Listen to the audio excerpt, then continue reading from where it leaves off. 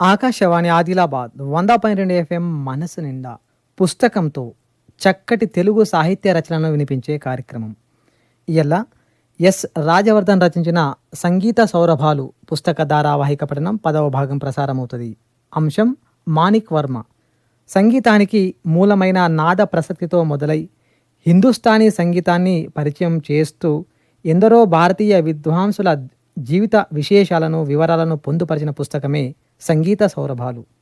ఇప్పుడు సంగీత సౌరభాలు పుస్తక ధారావాహిక పఠనం 10వ భాగం విందాం. అంశం మాణిక్ వర్మ. రచనా పఠనం ఎస్ రాజవర్ధన్.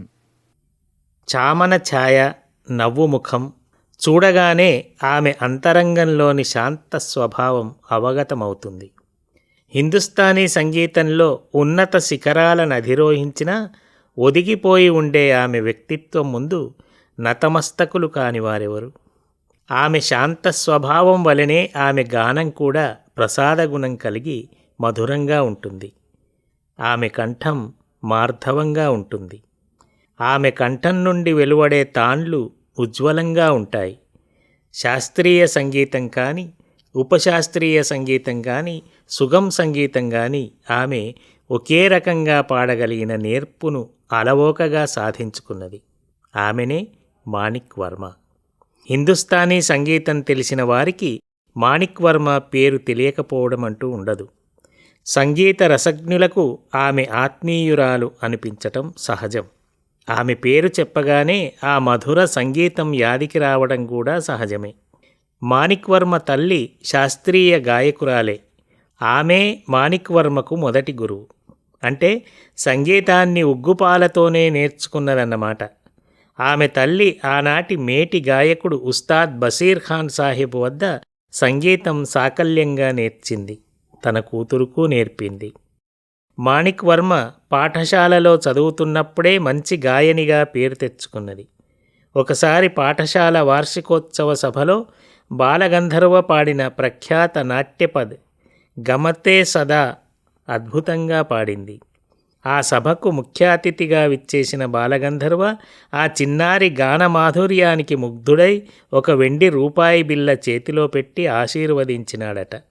అది మాణిక్ వర్మ సంగీతానికి తొలి పురస్కారం. అక్కడితో బాలగంధర్వ వదిలిపెట్టలేదు. తాను పాడిన నాట్యగీతాలన్నింటినీ మాణిక్ వర్మతో పాడించి ఆనందించినాడు.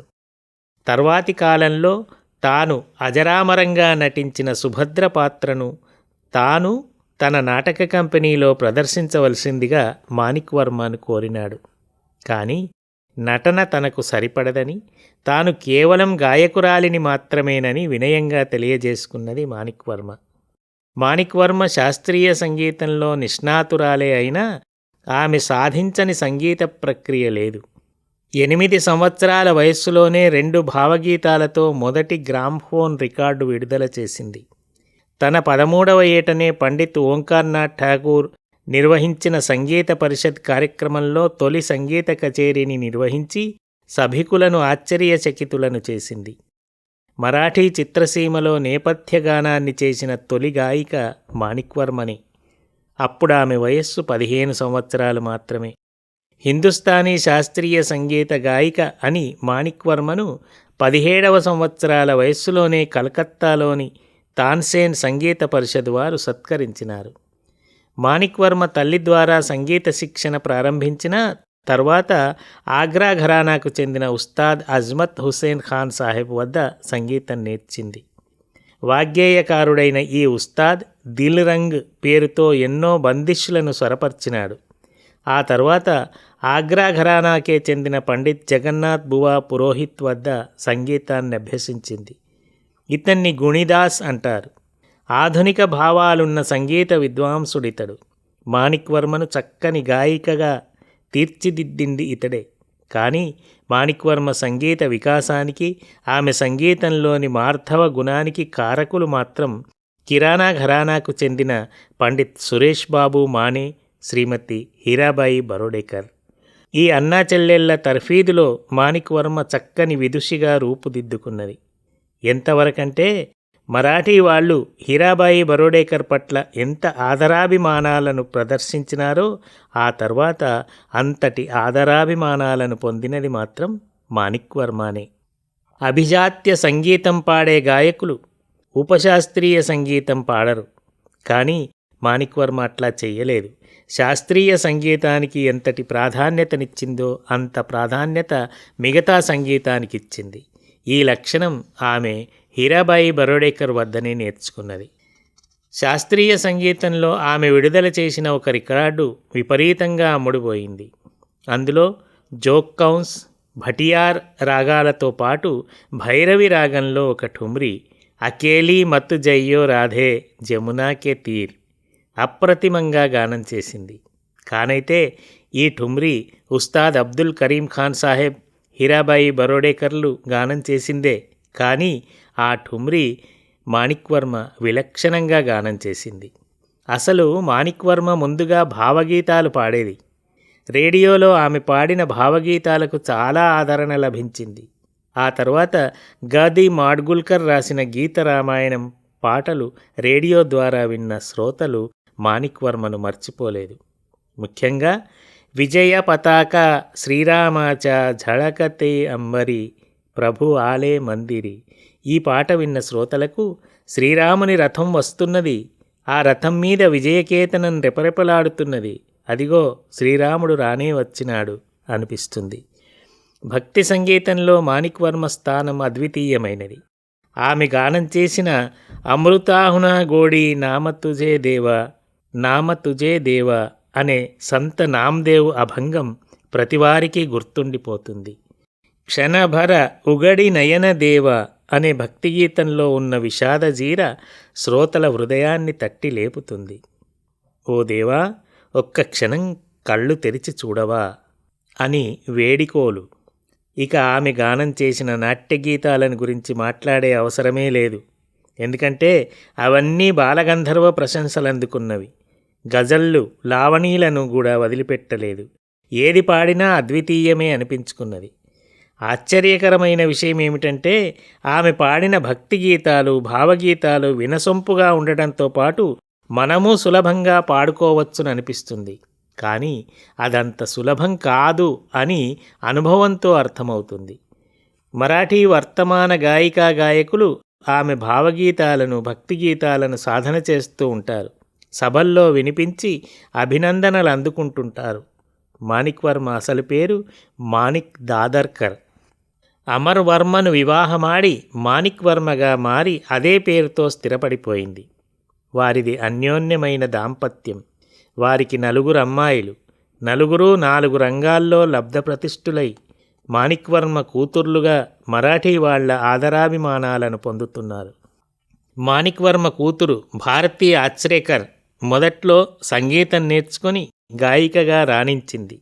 తర్వాతెందుకో రంగస్థలం వైపు మొగ్గు చూపి సినిమాలలో, దూరదర్శన్ ధారావాహికల్లో నటించి పేరుగాంచింది.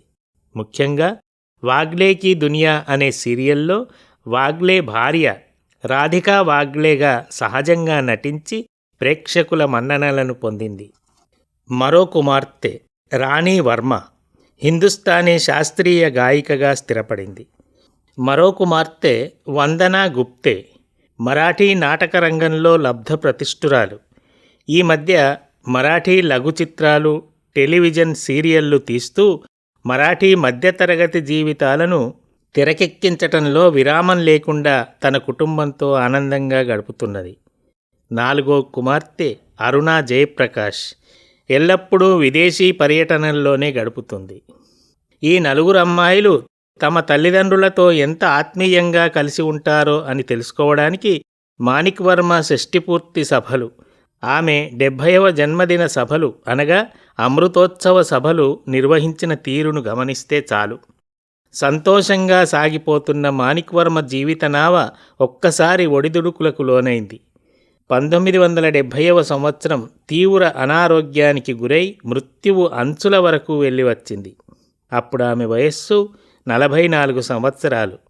నా భర్త, నా కూతుర్ల సేవల వలన నేను మృత్యుముఖం నుండి బయటపడినాను. నా అభిమానుల ఆదరణే నన్ను పునర్జీవితురాలిని చేసింది అని వినయంగా చెప్పుకున్నది మాణిక్వర్మ. కొంత విరామం తర్వాత తిరిగి కచేరీలు ప్రారంభించి షష్ఠిపూర్తి అమృతోత్సవం జరుపుకున్నది. ఆమె అభిమానులలో బాలాసాహెబ్ ఠాక్రే, ఆశా భోంస్లే, ఆశా ఖాడిల్కర్, మహానటి సులోచన, ఉషా కిరణ్, శశికళ, సంగీత దర్శకుడు సుధీర్ ఫడ్కే మొదలైన వాళ్ళందరూ ఆ సభకు వచ్చి అభినందనలు తెలిపినారు. 4 అమ్మాయిలు ఆ సభను విజయవంతం చేసినారు. అది జరిగిన 6 మాసాలకే మాణిక్వర్మ స్వర్గస్థురాలైంది.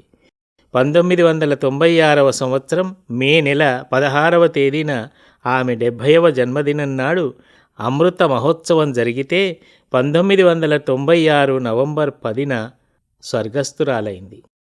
డాక్టర్ సి నారాయణ రెడ్డి గారి సతీమణి శ్రీమతి సుశీలమ్మ గారు మరణించిన సందర్భంలో 4 నదుల తల్లి అని ఒక విషాద కవిత రాసినారు రెడ్డి గారు. మాణిక్వర్మ గురించి చెప్పినప్పుడు 4 అమ్మాయిల తల్లి అని అనాలనిపిస్తుంది. మరాఠీ వాళ్ళు సుకన్యలన్నారు. తెలుగులో సుపుత్రులున్నారు కానీ సుకన్యలు అనలేం కదా. భారత ప్రభుత్వం ఈ మహాగాయనికి 1974లో పద్మశ్రీ బిరుదునిచ్చి సత్కరించింది. 1986లో సంగీత నాటక అకాడమీ పురస్కారం లభించింది. కానీ ఆమె సంగీత వైదుష్యానికి సాటి అయిన బిరుదులేవీ లేవు. శ్రోతల హృదయాల్లో స్థిరమైన గాయికకు బిరుదులెందుకు? ఇప్పటిదాకా మీరు సంగీత సౌరభాలు పుస్తక ధారావాహిక పఠనం 10వ భాగం వినరు. అంశం మాణిక్వర్మ, రచనా పఠనం ఎస్ రాజవర్ధన్. ఆకాశవాణి ఆదిలాబాద్ 100.2 FM మనసు నిండా.